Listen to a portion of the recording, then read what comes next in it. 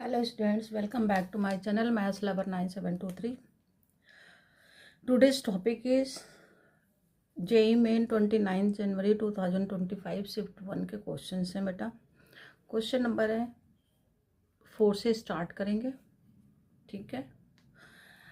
तो चलिए आज 4 से स्टार्ट करते हैं आप लोग का।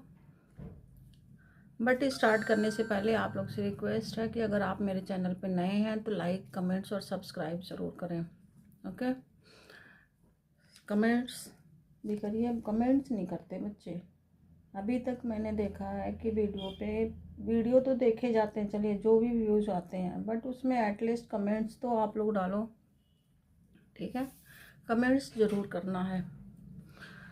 तो चलिए क्वेश्चंस आप पढ़ सकते हैं।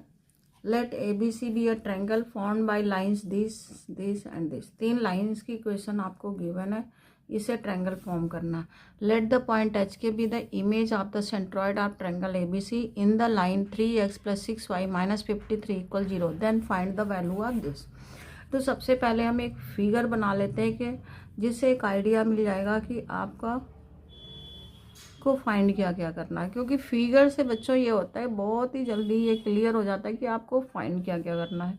ये आपके 3 पॉइंट्स हैं, suppose that A, B and C. It is first line 7x - 6y + 3 = 0। ये बेटा रफ डायग्राम है, ऐसा कोई विदाउट मेजरमेंट है, इसमें कोई मेजरमेंट नहीं है। x + 2y - 31 = 0 and 9x - 2y - 19 = 0। ये 3 लाइन्स हैं, इस 3 लाइन से आपको ट्रायंगल फॉर्म हुआ है। अब कह रहे हैं कि H k be the image of the centroid of triangles ABC। Means यहाँ पर ABC का एक सेंट्रॉइड है, सेंट्रॉइड सपोज दैट G है, इस G का इमेज है आपका, तो इमेज सपोज दैट यहाँ बन गया इमेज एच के किस लाइन पे 3x + 6y - 3y। तो यहाँ पे एक और लाइन है, ठीक है, थोड़ा सा हम ऐसे बना दिया, ये लाइन है 3x + 6y - 53 = 0। तो ये पॉइंट आपका इमेज होगा, G' इज इमेज। जब आप इन्हें ज्वाइन करोगे तो this point will be mid point. ये फिगर से नहीं मिड पॉइंट दिख रहा है, बट ये मिड पॉइंट होगा, ठीक है। ये आपका मिड पॉइंट होगा इमेज, ठीक है, इट इज़ मिड पॉइंट। और ये लाइन आपको गिवन है। तो देखिए अब आपको क्या क्या फाइंड करना है। आपको पहला पॉइंट फाइंड करना है सेंट्रॉइड। सेंट्रॉइड के लिए चाहिए वर्टिसेस। क्या चाहिए? वर्टिसेस। अब वर्टिसेस के लिए हमें चाहिए इन दोनों इक्वेशंस को और इन दोनों इक्वेशंस को सॉल्व करना। जब ये इक्वेशन सॉल्व करोगे तभी आपको वर्टिसेस मालूम होंगे, ठीक है। तो सबसे पहला काम करेंगे हम लोग वर्टिसेस फाइंड करेंगे, उसके बाद फाइंड करेंगे सेंट्रॉइड, तब फाइंड करेंगे एच के, ओके। मीन्स एक तरह से आपको इमेज फाइंड करना। तो इमेज वाले क्वेश्चंस आप बच्चों बहुत सारे 12th क्लास में किए हुए हो, सभी को इसका आइडिया है कि कैसे सॉल्व करना है। तो चलिए अब फाइंड करते हैं point A, point B and point C. एक इक्वेशन से बता देंगे आपको कि इक्वेशन से कैसे आप फाइंड करोगे। तो पहले सॉल्व कर लो इक्वेशन 1 एंड इक्वेशन 2। ये 1, 2 एंड 3। तो आप लिख लो सॉल्विंग 1 एंड 2। सॉल्विंग 1 एंड 2, इन दोनों को सॉल्व करो। आपको जो भी मेथड आता हो, एलिमिनेशन मेथड हम कर रहे हैं, तो ये पहले फर्स्ट लाइन लिख लेते हैं 7x - 6y + 3 = 0। अब इसमें 7 का मल्टीप्लाई करके लिख लेते हैं 7x + 14y -7 2 1 7, ये आ गया। अब इनको सब्ट्रैक्ट करेंगे, माइनस माइनस प्लस, ये कैंसिल हो गए। वैसे ये सारे सॉल्व करने के मेथड आप लोग को आता है, ये कोई न्यू चीज़ नहीं है बच्चों। तो ये माइनस कर दो 220, तो ये y कितना हो गया 11, y 11 आ गया। अब इसमें पुट करके y फाइंड कर, x 11 2 या 22, 22 - 31 9 आ गया। तो x कितना आ गया 9। तो मीन्स ए पॉइंट आपका बन गया 9 11। ये आपका ए पॉइंट हो गया 9, 11। सिमिलरली आप फाइंड कर लोगे बी सी, ये सारे पॉइंट्स आप इसी तरह से फाइंड कर लोगे। ठीक है, तो चलिए आगे देखते हैं। फिर आप इसी तरह से फाइंड करते हैं इसको। आप सॉल्व करेंगे 1 और 2 एंड 3 कर लेते हैं। Solving 2 and 3। आप लोग को जो भी मेथड इजी लगेगा वो आप कर लेना। 9x - 2y - 19 = 0। इसमें 9 का मल्टीप्लाई कर दो। 9x + 18y - 9 3 = 27 = 0। अब यहाँ माइनस करो प्लस हो गए, ये कैंसिल हो गया। ये हो गया -20y = -19 कर दो 80 हो गया। ठीक है, अब ये 20 से कैंसिल 14 आ गया। क्या आ गया? 14। 18 ही आएगा, 60 आएगा, 60 सॉरी, ऐड नहीं हो रहा है, माइनस हो रहा है। 9 - 9 7 - 1 6 13 हो गया। तो y की वैल्यू आ गई 13। अब 13 यहाँ पुट करो 26 तो 5 आ गया x की वैल्यू। x इज 5, ये आ गया। मीन्स पॉइंट C आ गया आपका 5 13। ये पॉइंट आपका C हो गया, ये आपका C हो गया। अब इसी तरह से सॉल्व कर लेंगे। अब चलो इसको क्रॉस मल्टीप्लिकेशन मेथड समझा देंगे, क्योंकि इसको क्रॉस मल्टीप्लिकेशन मेथड से कैसे सॉल्व करते हैं। सॉल्विंग 1 एंड 3, क्योंकि इनमें मल्टीप्लाई करना बहुत में थोड़ा दोनों में ही करना पड़ेगा, तो इसलिए इसको क्रॉस मल्टीप्लिकेशन मेथड से सॉल्व करना बता देते हैं। तो बच्चों पहले x लोगे, फिर y लोगे, फिर -1 ले लोगे। पहले इसको करो 16 9 जा 19 6 जो सॉरी 19 6 जा कितना होगा 114 माइनस माइनस +6, ये हो गया। फिर y में 9 3 जा 27 minus minus plus 133 minus minus plus 133। फिर इनका मल्टीप्लाई करो 7 2 जा 14 14 प्लस 9 6 जा 54। तो x ओवर ये कितना हो गया 120, y ओवर 160 एंड 1 ओवर 40। तो देखो ये कितना इजी हो गया, ये 3 हो गया, ये 4 हो गया। तो मीन्स x = 3 आ गया और y = 4। क्रॉस मल्टीप्लिकेशन मेथड भी बहुत इजी होता है। तो आपका B पॉइंट आ गया 3 4। अब इसमें हम सॉल्व करेंगे सेंट्रॉयड। अब लगाएंगे सेंट्रॉयड का फॉर्मूला। ओके, तो ये आपका थर्ड पॉइंट भी आ गया, थर्ड पॉइंट ये आ गया। अब सेंट्रॉयड का फॉर्मूला, तो चलिए सेंट्रॉयड का फॉर्मूला लिखते हैं। क्या बनेगा सेंट्रॉयड का formula? Centroid of triangle x1 + x2 + x3 / 3, y1 + y2 + y3 / 3। तो तीनों पॉइंट्स का x ऐड कर दो और तीनों पॉइंट्स का y ऐड कर दो। तो यहाँ पर x है 9 9 + 5 14 14 + 3 14 14 + 3 17। तो ये सेंट्रॉयड G आ गया आपका 17/3। नेक्स्ट 11 11 13 26 26 + 4 11 13 सॉरी 26 नहीं 24 24 + 4 28 28/3 हो गया। ये आपका सेंट्रॉयड आ गया। तो अब आप फिगर के अकॉर्डिंग जो आपको बताया गया है कि M क्या है, मिड पॉइंट है। ठीक है, G' is perpendicular to the given line. Given line क्या है बच्चों? 3x + 6y - 53 = 0। ठीक है, और इसी पर मिड पॉइंट भी लाइज करेगा, इसी पर मिड पॉइंट भी लाइज करेगा। तो आपको दोनों ही फाइंड करना। G' भी आपको मालूम है HK है। ठीक है, ये दोनों चीज़ें रख लो आप। तो पहले M फाइंड कर लो, मिड पॉइंट। मिड पॉइंट क्या हो जाएगा 17/3 + h/2 and 28/3 + k/2। x1 + x2/2 होता है बच्चों मिड पॉइंट। तो 17 + 3k/6 हो गया और 28 + 3k/6 हो गया। ये आपका आ गया मिड पॉइंट। ठीक है, अब इसके बाद फाइंड करेंगे हम लोग mid point lies on the line, M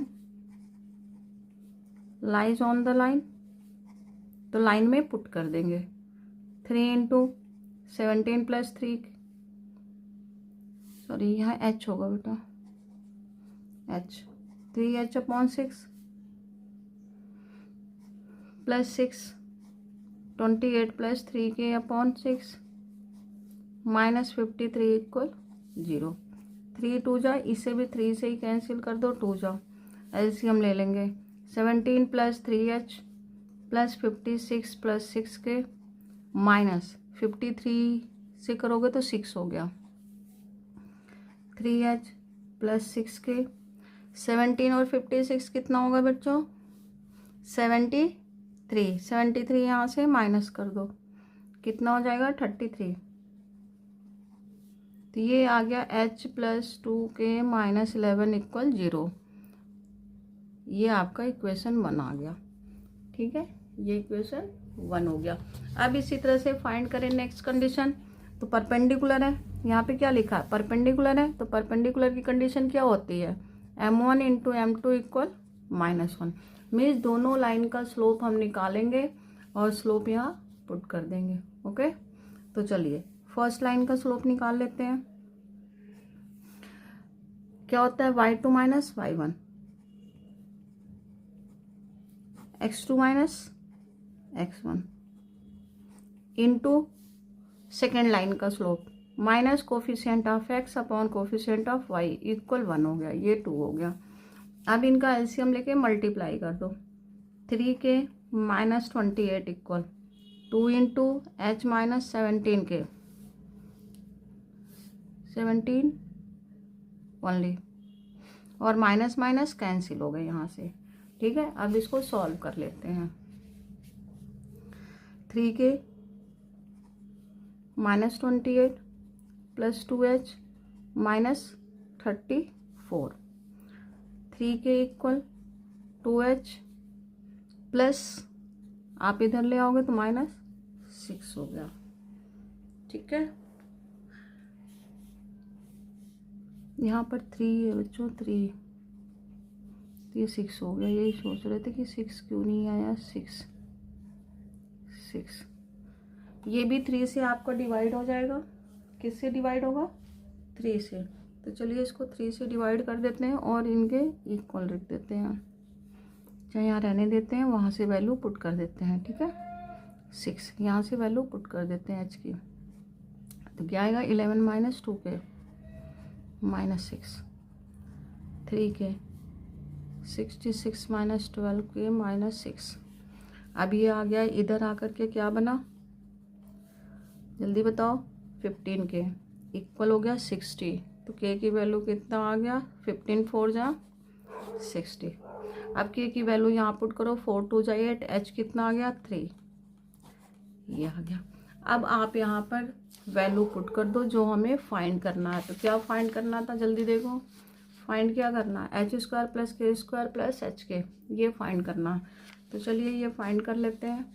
ठीक है, h² + k² + hk, तो h हो गया 3 का स्क्वायर प्लस 4 का स्क्वायर प्लस 3 × 4, 9 9 + 16 25 25 37 आ गया बच्चों। इसका आंसर क्या आ गया, 37। तो देखो कौन सा ऑप्शन सही है, ए ऑप्शन, आपका ए ऑप्शन ये सही है। तो इस तरह से आप इस क्वेश्चन को करोगे। ठीक है, चलिए अब नेक्स्ट क्वेश्चन की तरफ बढ़, चलिए अब ये नेक्स्ट क्वेश्चन देखते हैं। नेक्स्ट क्वेश्चन क्या है, इसे सॉल्व करते हैं नेक्स्ट क्वेश्चन को। ठीक है, अब आप क्वेश्चन एक बार रीड करिए, क्या है नेक्स्ट क्वेश्चन, जल्दी जल्दी करो बच्चों, जल्दी से। ये नेक्स्ट क्वेश्चन क्या है, कर लिया आप लोगों ने नेक्स्ट, चलिए ठीक है, कर लिया तो देखते हैं क्या है। वेक्टर ए गिवन है, बी गिवन है, C B vector such that this and B plus C. ठीक है, तो इस तरह से आपको ए बी और सी वेक्टर गिवन है और ये कंडीशंस गिवन है। तो आप यहाँ कंडीशंस ध्यान दो, जो ये कंडीशन गिवन है यहीं से स्टार्ट करेंगे।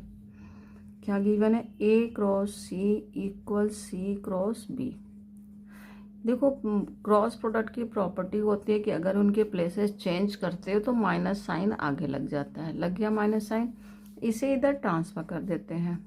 ए cross C plus B cross C हो गया इक्वल 0। मीन्स सी कॉमन ले लेंगे तो ए प्लस बी क्रॉस सी आ गया इक्वल टू 0। इसका मीनिंग क्या हुआ? इसका मीनिंग ये हो गया कि जो वेक्टर सी है वो ए प्लस बी के पैरेलल है। That means vector a plus vector b parallel to vector c. ये इन दोनों के बीच क्या रिलेशन मिल गया आपको? पैरेलल की रिलेशन मिल गई। तो ये आपस में पैरेलल है। जब ये पैरेलल है तो कंडीशन क्या होती है? अगर दो वेक्टर पैरेलल हो तो रेशियो उनके इक्वल होते हैं। मीन्स लैम्डा की कंडीशन लगा लेते हैं कि अगर आपको दो वेक्टर पैरेलल हैं तो आपकी कंडीशन क्या बनेगी? Lambda time B. लैम्डा कोई भी रियल नंबर है, lambda is any real number, कोई भी रियल नंबर है। तो इस प्रॉपर्टी का यूज कर लेंगे तो हमें मिलेगा vector C equal lambda time A plus B. A plus B, इससे फ़ायदा क्या हुआ? हमें वेक्टर सी मिल जाएगा क्योंकि आपको ए गिवन है बी गिवन है, तो यहाँ से ए प्लस बी मालूम हो जाएगा। तो vector C equal lambda a plus B 2 + 3 5 हो गया, -j -5 -6j एंड 3 + 1 4k, ये बन गया। तो ये आपका वेक्टर सी आ गया। अब इस सी का मैग्नीट्यूड फाइंड कर लेते हैं। क्या फाइंड कर लेते हैं? मैग्नीट्यूड। जब आप मैग्नीट्यूड फाइंड करोगे तो क्या मिलेगा? मैग्नीट्यूड में लैम्डा स्क्वायर हो जाएगा और स्क्वायर भी निकाल लो क्योंकि हमें यही फाइंड करना है। और ये आ गया आपका 5 का स्क्वायर प्लस 6 का स्क्वायर प्लस 4 का स्क्वायर। 5 25 25 36 एंड 16 कितना आ गया ये? जल्दी बताइए। 25 36 16 कितना होगा? जल्दी बताओ बच्चों। Lambda square 77। कैलकुलेशन स्ट्रॉन्ग करो बच्चों। तो मैग्नीट्यूड ऑफ सी स्क्वायर हो गया लैम्डा स्क्वायर इंटू 77। ये एक वैल्यू आपकी आ गई। ठीक है। अब दूसरी कंडीशन हमें दे रखी है। देखो यहाँ पर एक दूसरी कंडीशन दे रखी हुई है ये। अब इस कंडीशन को ध्यान में रखेंगे। क्या है दूसरी कंडीशन? ए प्लस सी बी प्लस सी इक्वल 168। इसी हेल्प से हम लोग लैम्डा की वैल्यू फाइंड कर लेंगे। तो देखो ए डॉट बी बना, जो इजीली आप फाइंड कर सकते हो, बी डॉट सी और सी डॉट ए। तो मीन्स आप इसको लिख सकते हो सी डॉट ए प्लस बी। ये बन गया सी मैग्नीट्यूड सी स्क्वायर, क्योंकि सी डॉट सी हो गया इक्वल 168 हो गया। ठीक है। अब यहाँ पर ए डॉट बी करना आपको, तो यहाँ अलग से फाइंड कर लो A dot B. A dot B A 2y - j + 3k dot 5i 3i - 5j + k। इनका डॉट प्रोडक्ट फाइंड कर लेते हैं। तो i with i, j with j, k with k, 3 2 जा 6 माइनस माइनस प्लस 5 5 1 जा 3 1 जा 3 9 14 हो गया। ये कितना आ गया? ये 14। तो ये डॉट प्रोडक्ट आपका निकल गया 14। ठीक है। इसे साइड में हम लोग फाइंड कर लेंगे थोड़ा सा इसे। तो आपका ए डॉट बी आ गया 14। अब इसके बाद हमें फाइंड करना सी डॉट ए प्लस बी। सी डॉट ए प्लस बी की वैल्यू फाइंड करना। अब वो कैसे फाइंड करेंगे? सी डॉट ए प्लस बी की वैल्यू यहाँ देखते हैं। सी डॉट ए प्लस बी, इसकी वैल्यू। अब सी की वैल्यू आप फाइंड कर रखे हो, क्या फाइंड कर रखे हो, lambda a plus b dot A plus b. तो अब ये क्या बन गया, lambda magnitude of a plus b whole square, magnitude of a plus b whole square. तो यहाँ इसका मैग्नीट्यूड आप फाइंड कर रखे हो, तो क्या मिला, लैम्डा 77, लैम्डा 77। तो यहाँ से ये वैल्यू आप पुट कर दोगे, तो इस तरह से ये आप फाइंड कर सकते हो। अब ये जो भी value a dot b find कर लिए, सी डॉट ए प्लस बी फाइंड कर लिया, ये सारी वैल्यू, और ये हम लोग पहले ही फाइंड कर रखे हैं, सब यहाँ पर पुट कर दें। 14 plus 77 lambda plus 77 lambda square equal 168। इसे इधर ट्रांसफर कर दें, 77 lambda square plus 77 lambda minus 154 हो गया। अब ये 77 से डिवाइड हो जाएगा, lambda square plus lambda minus 2 equal 0। देखो इसमें मिडिल टर्म एक्सप्लेट हो जाएंगे, तो मिडिल टर्म आ जाएगा आपका लैम्डा प्लस 1 लैम्डा माइनस 2, ये होगा, नहीं lambda plus 1 lambda minus 1, sorry ये फैक्टर बन गया। तो लैम्डा इक्वल 1 हो गया और लैम्डा इक्वल माइनस 2 हो गया। इस तरह से आपको लैम्डा की वैल्यू आ गई। तो अब आपको मैग्नीट्यूड ऑफ सी स्क्वायर निकालना है, यहाँ लैम्डा की वैल्यू पुट कर दें, ठीक है। हमें मैक्सिमम वैल्यू निकालना है, ये भी लिखा हुआ है, क्या निकालना है, मैक्सिमम वैल्यू। तो एक बार 2 पुट करके देख लो और एक बार 1। तो 1 पे ऑब्वियसली दिख रहा है कि 1 का स्क्वायर 1 ही होता है, यही होगा। तो मैक्सिमम वैल्यू किस पे आएगा, 2 पे, maximum value of mod c square. तो आप 2 का स्क्वायर 4 हो गया, 4 इंटू 77 कर दो, 4 7 जा 28, 308, ये आपका आंसर हो गया। तो which answer is correct, C answer is correct. Okay, तो चलिए अब नेक्स्ट क्वेश्चन की तरफ चलते हैं हम लोग फिर से। तो बच्चों ये देखो नेक्स्ट क्वेश्चन आपके सामने आ गया है। यहाँ पर let P be the set of the 7 digits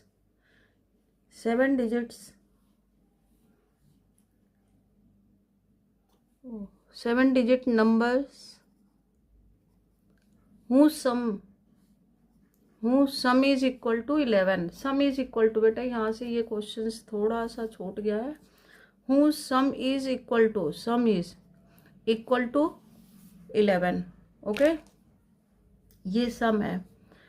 if the numbers in the P are form, okay, are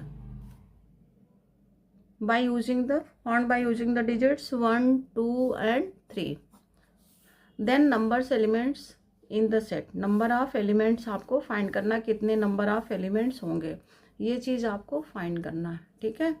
तो चलिए सबसे पहले तो हम लोग क्वेश्चंस को देखते हैं। सम कितने डिजिट्स का बनाना है, 7 डिजिट का, means S1 S2 S3 S4 S5 S6 S7, इतने प्लेसेस होंगे आपके पास, 7 प्लेसेस होंगे, ठीक है। अब इनका सम भी गिवन है, क्या है, S1 plus S2 plus S3 plus S4 S5 S6 S7 equal 11। ये क्या आ गया, 11, सॉरी ये 11 है, ठीक है। यूज द नंबर्स, कौन से नंबर यूज करने हैं, यूजिंग नंबर्स आपका है 1 2 एंड 3, ये 3 नंबर्स हमें यूज करना है और सम हमें 11 बनाना है, 7 प्लेसेस लेने हैं, ठीक है। तो पहले हम देखते हैं कि सम 11 कितने कितने कंडीशंस में बनता है। एक बनता है 5 + 6 में, 8 + 3 में और 9 + 2 में। अब इन्हीं कंडीशंस को हम बार बार चेंज हम लोग कर सकते हैं, ठीक है। देखो 6 को हम लिख सकते हैं 3+, पहले फर्स्ट कंडीशन की लेते हैं, ठीक है। 5 × 1 लिख दें,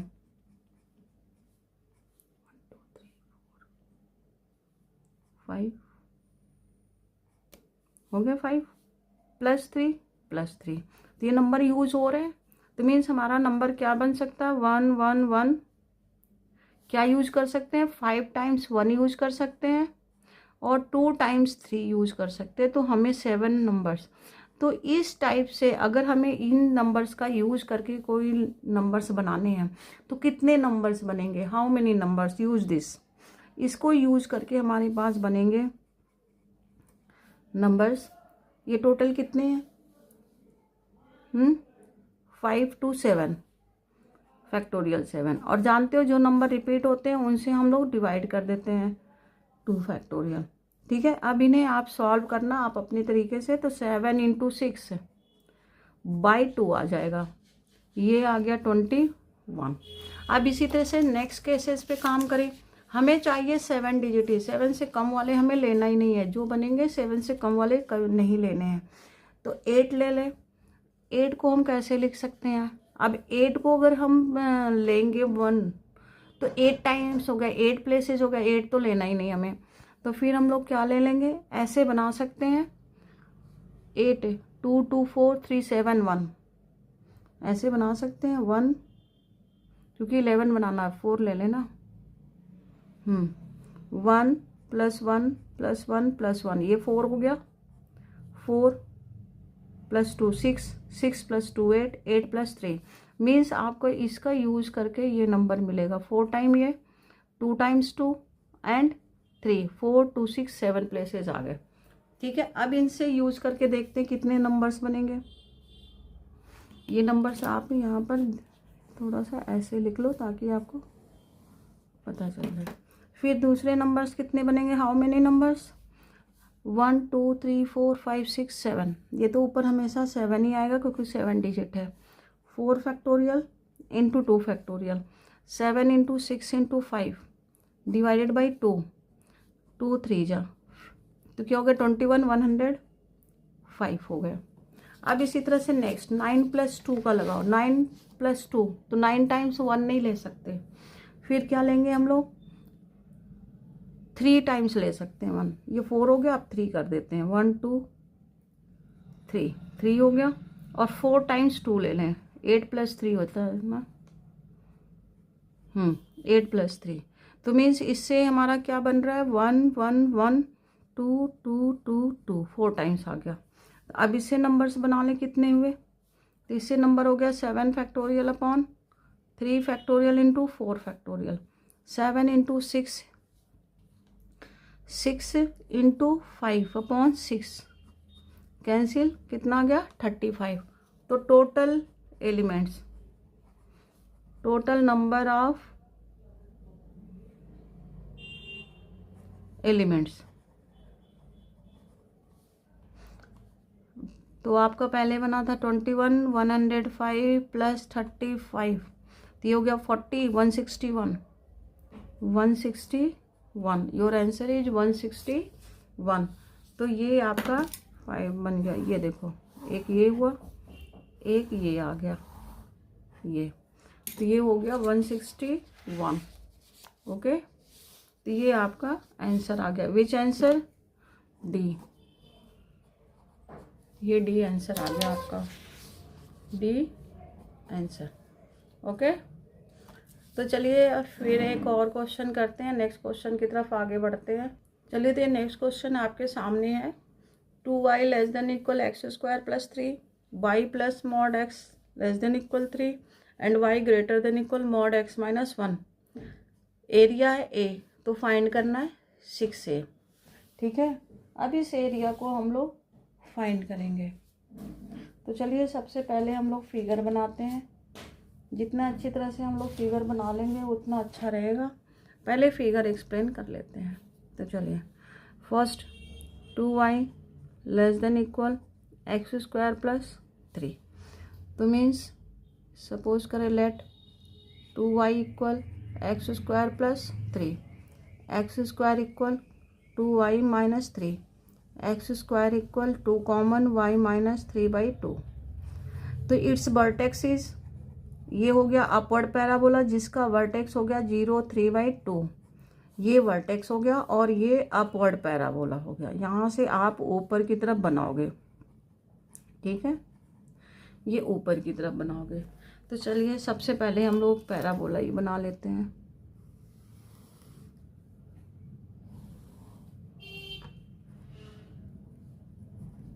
बेटा ये सारे ही फिगर्स आपके मेजरमेंट के नहीं है, विदाउट मेजरमेंट के हैं, इसलिए कोई मिस्टेक्स हो तो ध्यान रखना आप लोग। ये 1 हो गया, ये 2, तो इसके बीच में हो गया 3/2। यहाँ से हम पैराबोला बना लेते हैं। ये बन गया पैराबोला आपका, ठीक है, पैराबोला। ये वर्टेक्स हो गया इसका। वो सॉरी, ये तो 2 से ही बना दिए हम, तो इसे ही ले लो 3/2। ये 1 हो गया और ये 2 हो गया, तो ये 3/2 हो गया। ये पॉइंट आपका हो गया 0, 3/2। अब सेकंड फिगर को एक्सप्लेन करते हैं। यहाँ पर y plus mod x less than equal 3। यहाँ भी सपोज कर लें let y plus mod x equal 3। अब देखो मॉड x 2 पार्ट में डिवाइड होता है, एक निगेटिव में जब x लेस देन 0 हो और एक पॉजिटिव में जब x ग्रेटर देन इक्वल 0 हो। तो मीन्स x लेस देन 0 के लिए ये होगा y माइनस एक्स इक्वल 3 और x ग्रेटर देन इक्वल 0 के लिए होगा y प्लस एक्स इक्वल 3।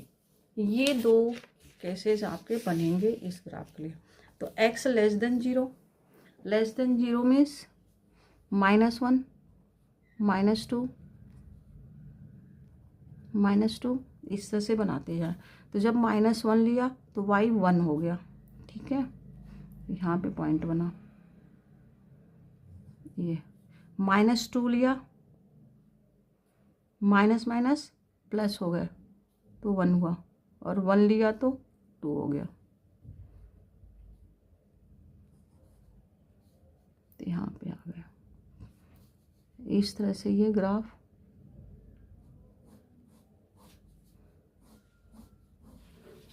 बच्चों पहले ही समझा दिया कि ये एक रफ डायग्राम सा है। बेसिकली ये यहाँ पर मीट कर रहे हैं -1 पे, ठीक है। अब ऐसे दूसरा पार्ट कर देते हैं, y प्लस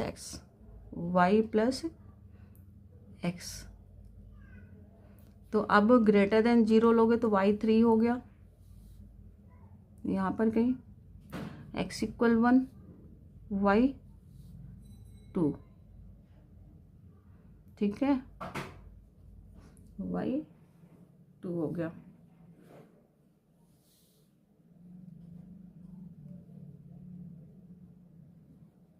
ये आ गया, ये लाइन ऐसे लाइन बन गई।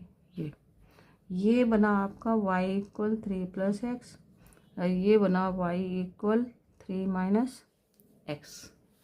ओके, अब आपको दूसरी लाइन बनानी है, ठीक।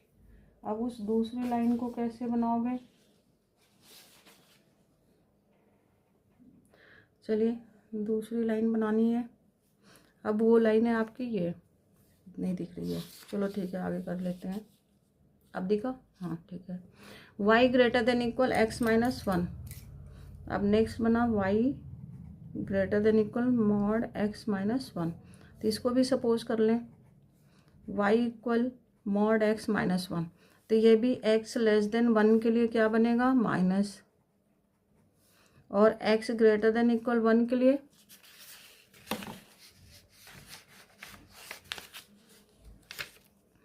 ग्रेटर देन 1 के लिए क्या हो गया, x माइनस 1।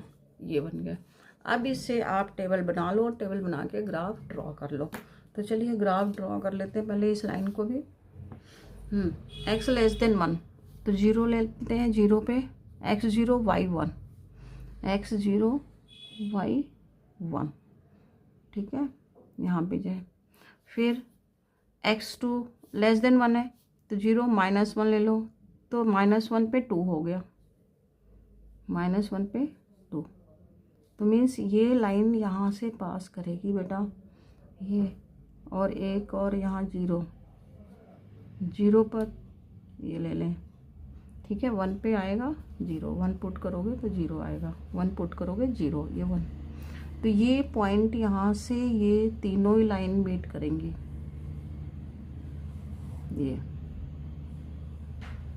ये ऐसे ही जाएंगे। फिर नेक्स्ट बनाएंगे, नेक्स्ट x इक्वल 1 0 ही है।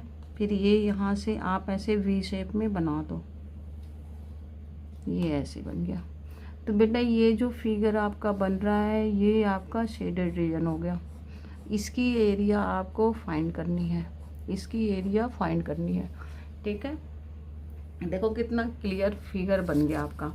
अब अगर सभी पॉइंट्स को आप लिखते हो अकॉर्डिंग टू द ग्राफ, तो ये बना आपका -1 2। ठीक है, ये -1 2, क्योंकि ये ऐसे थोड़ा सा जाएगा ग्राफ, और ये बनेगा 1 0। ये बना आपका पॉइंट 2 1, और ये पॉइंट आपका बना -1, क्योंकि यहाँ से 1 पुट कर दोगे, 1 पुट करोगे तो 4 हो गया, 4 2 जा। ठीक है, तो 1 2 बनेगा ये। और फिर ये पॉइंट आपका बनेगा, ये पॉइंट बेटा यहाँ पे आएगा 3 पे, दोनों ही 3 पे मीट करेंगे। ये 0 3 बनेगा, एग्जैक्ट थोड़ा बन नहीं पाया फिगर, ये यहाँ पे आएगा। ठीक है, ये ऐसे जाके ऐसे आएगा, 3 से आएगा। तो जब आप इनके सारे डिस्टेंसेस लोगे तो ये एक रेक्टेंगल का शेप बनेगा। किसका शेप बनेगा? रेक्टेंगल का। नेमिंग कर देते हैं ABCD, और ये कर दो E। तो ABCD रेक्टेंगल का शेप बनेगा। अगर आप इसको ध्यान से देखोगे तो एक रेक्टेंगल बनेगा। तो ABCD इज रेक्टेंगल। हमें एरिया फाइंड करना है, तो रेक्टेंगल के एरिया जानते हो, एरिया ऑफ रेक्टेंगल क्या होता है? बस फिगर से ही आप इसको फाइंड कर सकते हो आधी चीज़ें। तो लेंथ इनटू ब्रेथ। तो जब ये डिस्टेंस फार्मूला लगाओगे बच्चों, तो √2 का स्क्वायर और +2 का स्क्वायर, तो √8 आ गया लेंथ, और √2 आ गया ये, तो ये बन गया आपका √16। तो ये हो गया 4 स्क्वायर यूनिट। ठीक है, ये आ गया एरिया ऑफ रेक्टेंगल। अब देखो रेक्टेंगल में से इस एरिया को माइनस कर दे, इस एरिया को माइनस कर दे, तो हमारा मिल जाएगा शेडेड रीजन। तो चलिए लिखते हैं area of shaded region, area of shaded region, shaded region. तो क्या बना area of shaded region? Area of rectangle minus area of CDE। अब देखो ये सिमेट्रिकल पार्ट होते हैं, जितना इधर होता है उतना ये होता है, तो इसको हम डबल कर सकते हैं। बेटा बार बार कह रहा है कि ये फिगर मेरा थोड़ा सा ऐसे जाना था, ऐसे यहाँ पे मीट करना था, ये ऐसे मीट करना था, ये थोड़ा सा फिगर मेरा डिस्टर्ब हो गया है। ठीक है, फिगर ऐसे था। तो एरिया ऑफ रेक्टेंगल हो गया 4 माइनस, ये सिमेट्रिकल है तो ट्वाइस कर दो, 0 to 1। Upper curve minus lower curve. Upper curve क्या? 3 - x, 3 - x minus lower curve means y parabola, x² + 3/2। अब आप इसे इंटीग्रेट करके और इसमें लिमिट पुट कर दो। ठीक है, 4 - 2। चलिए इंटीग्रेट कर देते हैं। 3 का इंटीग्रेशन 3x, x का इंटीग्रेशन x² / 2 -1/2 x³ / 3 + 3x। अब 0 to 1, upper limit minus lower limit. देखो 0 पे तो सारे 0 हो जाएंगे, केवल 1 पे ही ये सॉल्व होगा। तो 4 - 2, 1 पुट कर देते हैं, 3 -1/2 -1/6 -3/2, ये 6 है। अब सॉल्व कर लेते हैं। 4/2 2 आ गया, 3 1, पूरी एलसीएम हो गई 6, 6 3 जा 18 -3 -1 -9। तो ये आप सॉल्व कर लीजिए। सॉल्व करके कितना आ गया? 18 9 10 13 18 5 5 2 जा 10 24 24 - 10 14/6 7/3 आ गया। कितना आ गया? 7/3। एरिया आ गया हमारे पास, एरिया आ गया 7/3, और हमें फाइंड करना 6 से। तो 6 × 7/3 कितना आ गया आंसर? 14। कितना आ गया 14, ठीक है। 14 आपका एरिया देखिए which part is 14 is D, तो आपका डी आंसर हो गया। थोड़ा फिगर ध्यान रखना बच्चों, फिगर अभी थोड़ी मेरी सही नहीं बनी, ये यहाँ से लेके यहाँ तक बनाना था और ये पूरा पार्ट ये माइनस करना था, ये पार्ट आपको माइनस करना है, ये पिंक कलर का माइनस करना है, ठीक है।